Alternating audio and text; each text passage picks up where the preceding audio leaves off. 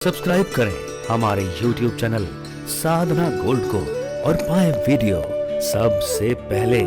और हाँ, bell icon दबाना ना भूलें। महापुरुष कहते हैं इस बलि का पिछले जीवन का जो चरित्र है बड़ा विचित्र है। ये पिछले जन्म में एक ज्वारी था।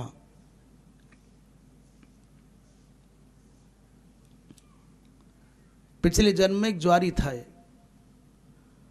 और ये बात इसलिए सुनाना चाहते हैं कि किसी भी व्यक्ति को अपवित्र, अपावन और दुरात्मा मान करके घृणा मत करो। बचो जरूर, बच जाओ, संग मत करो, परंतु निंदा मत करो, घृणा मत करो, उसकी चर्चा मत करो कहीं।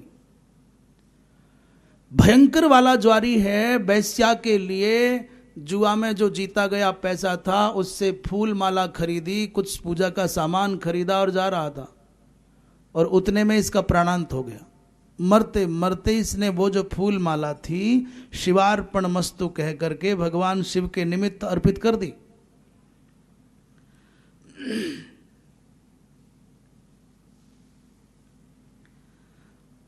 यमराज के यहां प्रस्तुत किया गया तो इसके शरीर से बदबू आ रही। लोगों ने कहा, भेजो इसको, हटाओ, बहुत गंदा है। चित्रगुप्त ने कहा, महाराज इसका एक पुण्य बहुत बड़ा है। क्या पुण्य है? बोले, जुआ के पैसे से इसने वैश्या के लिए पुष्पमाला खरीदी, पर शिव के निमित्त अर्पित करके मर गया है। इस कर्म का फल है 3 घड़ी के लिए स्वर्ग का राजा बनेगा, इंद्र बनेगा। यमराज ने पूछा, भाई बता ज्वारी, तू स्वर्ग का राजा पहले बनेगा कि पापों का फल भोगेगा? इसने कहा, पहले इंद्र ही बना दो, स्वर्ग का राजा बनाओ, जो होगा देखा जाएगा। स्वर्ग का राजा बना दिया गया।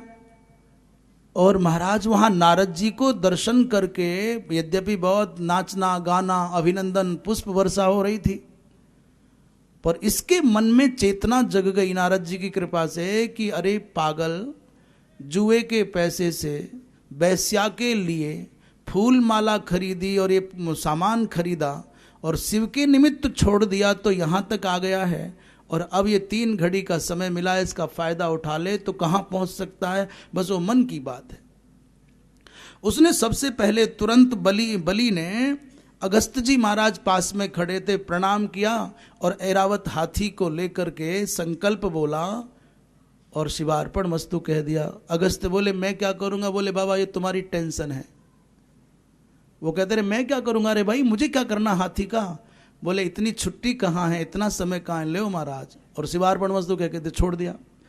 कामधेनु को लिया और वशिष्ठ जी महाराज के हाथ में पूंछ पकड़ा करके शिवार्पण मस्तु कह दिया। विश्वामित्र को उच्च श्रवा घोड़ा दिया, गालव ऋषि को चिंतामणि दी, और कौंडिन्य नाम के महात्मा को तो कल्प वृक्ष उखाड़ा और उनके सर पर रख दिया, ले जाओ। एक महात्मा कोई आए, उन्होंने कहा, बाबा हमको भी कुछ दे दो, और तो कुछ दिखाई दिया नहीं। उन्होंने अपना सिंहासन उठाया, इंद्रासन, और बाबा के सर पर रखा, ले शिवार्पण मस्तु। उतनी देर में 3 घड़ी पूरी हो गई। अब यमराज के सामने आया तो यमराज उठ करके खड़े हो गए, लेट करके दंडवत प्रणाम करने लगे। अरे भाई ये क्या है? उस ज्वारी ने पूछा यमराज से, महाराज पहले आए थे तो हमसे घृणा कर रहे थे, अब के आए हैं तो तुम प्रणाम कर रहे हो, मामला क्या है? यमराज ने कहा, सृष्टि के इतिहास की अनूठी घटना ये घटी है। स्वर्ण दान करने वाले बहुत आए, भूमि दान करने वाले बहुत आए, गौ दान करने वाले बहुत आए, पर धरती के इतिहास में कोई ऐसा नहीं आया जिसने कामधेनु का दान किया हो, ऐरावत का दान किया हो, इंद्रासन का दान किया हो, कल्पवृक्ष का दान किया हो। तो पता है ये क्या बोला? ये ज्वारी क्या बोला? मेरे कौन से बाप का जाता था? मुझको मौका लगा और मैंने काम कर दिया, मेरा क्या जाता है?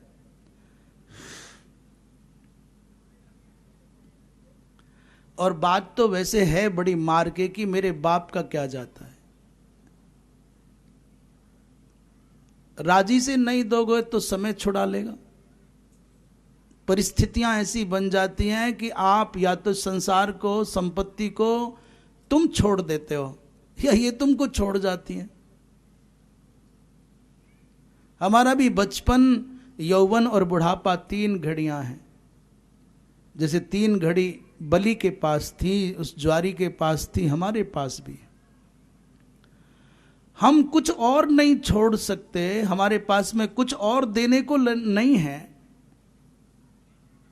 तो हम अपनी इच्छाओं को छोड़ सकते हैं, अपनी कामनाओं को छोड़ सकते हैं, अपने संकल्पों को छोड़ सकते हैं, अपने काम को, क्रोध को, लोभ को, मोह को छोड़ सकते हैं। लो प्रभु दिया दान, लो तुम लो। धर्मराज ने कहा, अरे अरे मित्र, इस पुण्य का प्रभाव यह होगा, तू अगले जन्म में दैत्य कुल में तो पैदा होगा, परंतु तेरे द्वार पर इस दान के बल से परमात्मा याचक बन करके आएंगे। आज वही ज्वारी बलि बन करके भगवान के सामने है। भैया, हमारे किए गए कर्मों का फल ही हम भोगते हैं, कुछ और अतिरिक्त नहीं पा सकते। इसलिए अपने कर्मों पर पैनी नजर रखो, दृष्टि रखो, कहीं हमसे चूक ना हो जाए।